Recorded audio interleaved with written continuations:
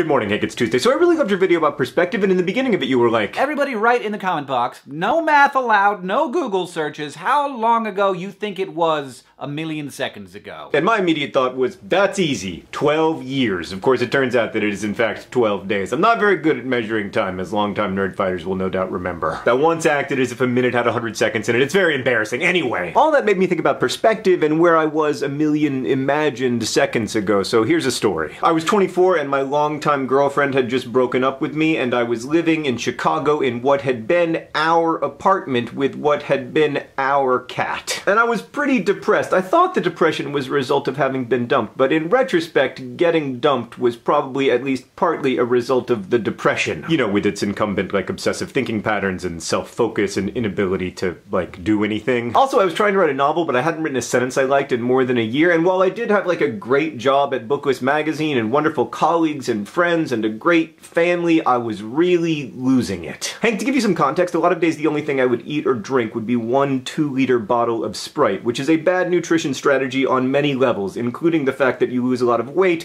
and despite the lemon and lime flavoring, you eventually get scurvy. But before I got to the scurvy point, I called my parents one night and we all agreed that I needed to come home, so I woke up the next morning and I quit my job. Actually, I tried to quit my job, but the publisher of Booklist, Bill Ott, was like, why don't you just take a leave of absence for a couple weeks, see if you can get well enough to come back to work. Which in retrospect is one of the nicest things anyone ever did for me. Also, he gave me a note, which I still have to this day. John, I stopped by to say goodbye. Hope all goes well and you're back here in 2 weeks with an appetite that would put a longshoreman to shame. Now more than ever, watch Harvey. Bill. Bill had been bugging me for like 3 years to watch this old black and white movie Harvey, so my dad drove up to Chicago and then we drove back to Orlando together. I got into daily therapy, I started taking a much better medication for me, and I watched Harvey. Now, Hank, as you know, I am very suspicious of epiphanies because I think people have life-changing revelations all the time that turn out not to actually change their lives. That said, all I know is that I woke up the morning after watching Harvey feeling a little bit better, and in all the years since, I have never felt quite as hopeless as I did before I watched Harvey. The movie's about this guy, Elwood P. Dowd, whose best friend is a 6-foot-tall invisible white rabbit, and there is one line in the movie that I think really did change my life. Elwood says, "My mother used to tell me that in this world, Elwood, you must be oh so smart or oh so pleasant.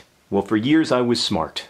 I recommend pleasant." 2 weeks later, I went back to Booklist, and within 6 months, I handed Eileen Cooper, my mentor, 40 single-spaced pages of the story that eventually became Looking for Alaska. Now, Hank, I don't want to pretend that everything was rosy. I still missed my ex-girlfriend, I was still really screwed up, and those 40 single-spaced pages were pretty terrible. But with a million seconds of perspective, or I guess 365 million seconds, I see a life that I am now very grateful to have beginning to happen. But I didn't know that then, Hank. All I knew is that I was a little less hopeless than I had been. You can't know what an experience will mean to future you until you are future you. You need millions of seconds of perspective, which ultimately only time can buy. But until then, there is always the gift of Elwood P. Dowd. There's a great moment in the movie where a mailman says to Elwood, "Beautiful day, isn't it?" And Elwood replies, "Every day is a beautiful day." Hank, I'll see you on Friday.